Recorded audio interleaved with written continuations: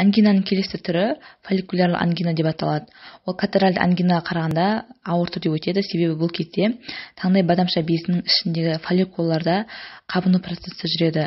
Яғни фолликулалар оның ішінде лейкоциттер, лимфоциттер болады. Ол организмге енген әртүрлі бактерияларды жояды. Сөйтіп организмде микробтарды, бактерияларды жояды да, лейкоциттер оны жойғаннан кейін іріңге айналады, яғни өздері өліп іріңге айналады. Осы іріңдер әртүрлі точка болып нүкте-нүкте болып көрінеді. Осы фолликулярлы ангина деп аталады. Бұл немесе жұлдызды аспан деп те аталады, яғни ол кезде жаңағы ақ жабындылар әр жерде нүкте-нүкте болып орналасады. Бұл фолликулярлы ангина негізінен дене қызуының 38-39 градусқа дейін көтерілуімен жүреді. Айқын ауырсыну, жұтыну кезінде ауырсыну күшейеді, жиі құлаққа таралады. Сонымен қатар әртүрлі интоксикация белгілері, бас ауыру, жалпы әлсіздік, қызба, қалтырау, кейде бел тұсы мен буындардың да ауырсынуы байқалады. Балаларда тіпті кейде жағдайда жаңағы фибрильді температурамен қатар құсу пайда болады, менингитінің белгілері, естің бұлыңғырлауы да болуы мүмкін. Ал қан анализінде нейтрофильдердің жоғарылауы, лейкоциттердің жоғарылауы, ЭТЖ-ның немесе сойының көтеріліп кетуі пайда болады.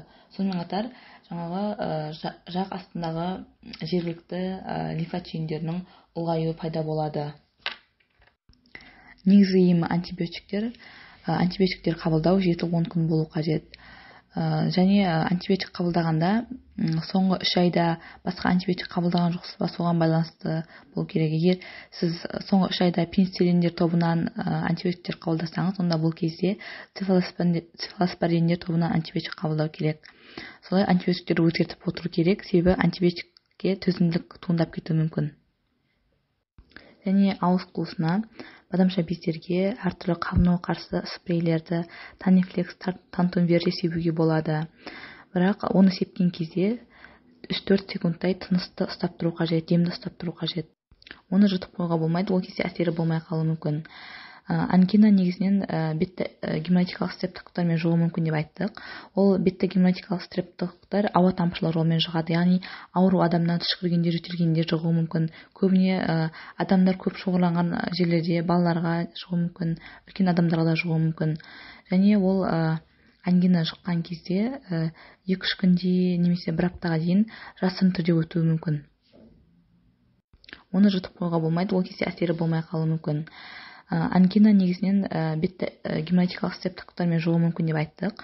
Ол бетті гемолитикалық стрептоктар ауа тамшылау жолымен жұғады, яғни және әртүрлі ауруды өршітетін факторлар болады. Ол суықтап қалған кезде, әртүрлі инфекция кезде, мысалы созылмалы гайморит болған кезде де, осы ауызда кариес тістер болған кезде де осы ангинаны тудыруы мүмкін.